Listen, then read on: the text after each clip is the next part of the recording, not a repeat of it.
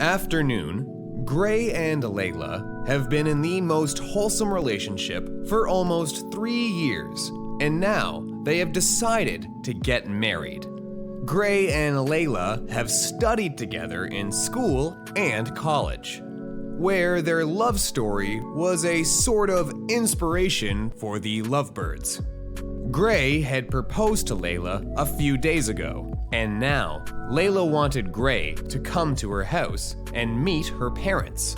She was waiting for him at the same restaurant where they love to spend time talking and enjoying the coffee. Gray enters the restaurant and kisses Leyla, and sits on his chair after putting his coat on the back of the chair. You can't believe how excited and nervous I am, Gray. Gray looks Leyla into her eyes. He doesn't know what she was saying or why she called him. Gray is just diving into her eyes. And why not? Gray loves Leyla more than any other person in the whole world, even more than her parents do. Yeah, I can do this every second of my life. Have paddle on the brake, Mr. Lover, and get ready for the meeting.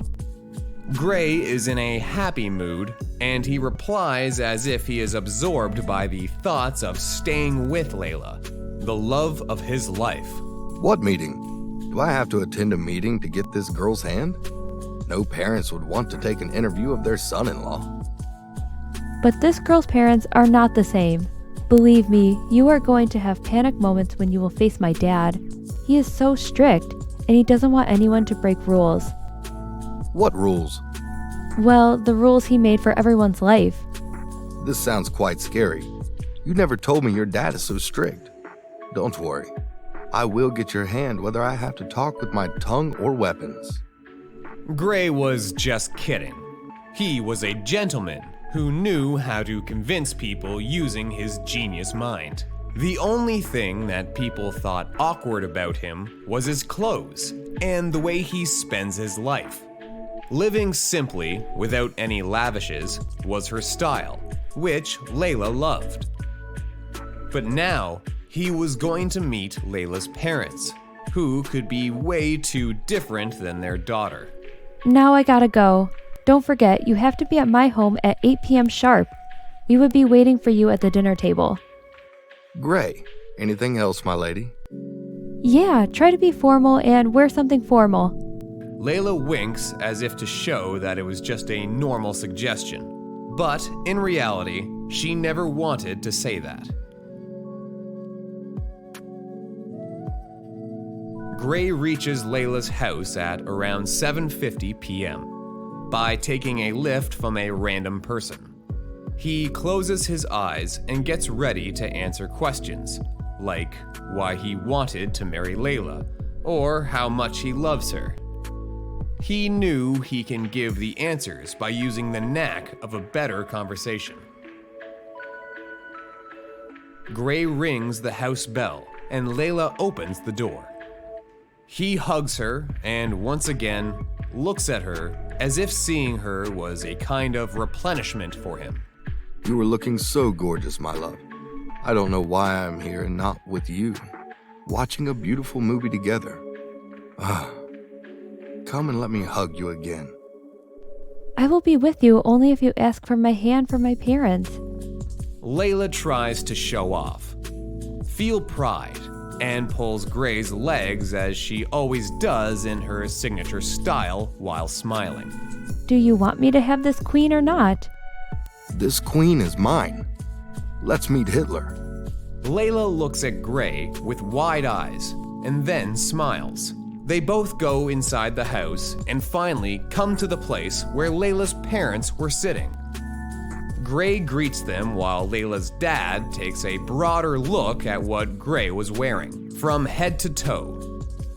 It was too awkward for Gray, as if he was being scanned to know how much his net worth. Leyla's dad, Mr. James, seems to be a businessman who also loves to do business in his house. So, you're Gray, the guy who wants to marry my daughter. Yeah, sir, it's me. We both want to get married. Not only me, I guess. Gray has never been unserious, dumb, or unaware of the situation that he faces. He always has things under his control. But this time, Mr. James was looking more like a challenge. Let's get straight to the point. You know, I have one daughter whom I love the most, and I would never want her to face any problem. Gray knew where Mr. James was trying to come. I mean, no one can have a better life and better house if they have no money, right? Yeah, you are right. My daughter is innocent. She cannot think about money, so she would never have asked you about what you do for a living. But I would love to know about it. Well, for now, I don't do anything for a living, but in a few months, I am going to enter business and expand it. So, you're someone who's living on his parents' money, right? Dad, don't say this. We have plans and we have decided to work after the marriage. We can support each other. Stay silent, Leyla, and let me talk to this gentleman. I think he has something to say. No, I don't live on my parents' money. I do a part-time job that gives me enough. That money won't be enough for both of you, kid. Be practical and think. How are you going to feed your wife and children with no money? Gray feels insulted. He was judged by his appearance, so he decided to change things as a whole. How do you reach the house? Do you have a car or something?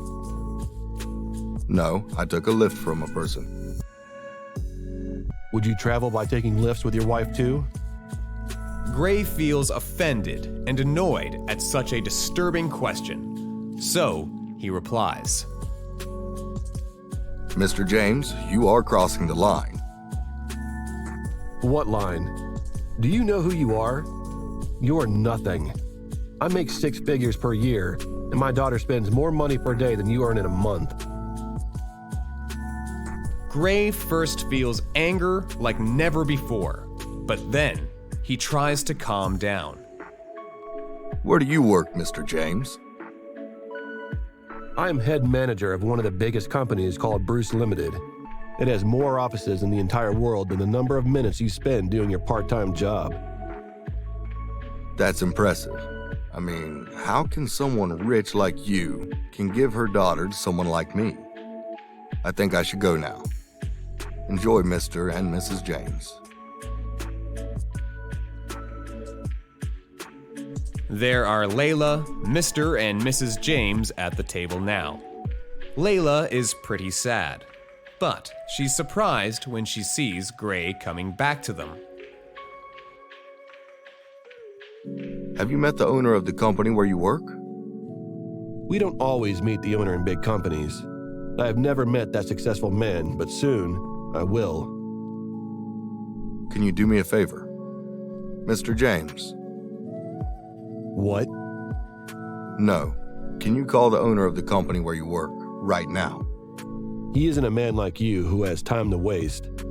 He is a busy man, and I don't think he would pick up the call. Come on, you are the head manager. He will pick your call. Mr. James takes out the visiting card of the owner from the inside pocket of his wallet and dials the number. They all get amazed to hear Gray's phone bell ringing. Hi, this is Gray Bruce. Would you want to have 6 figures, Mr. James? Leyla gets up, hugs Gray tightly, and goes with him to the outside of the house. A lavish and expensive car was waiting for them there.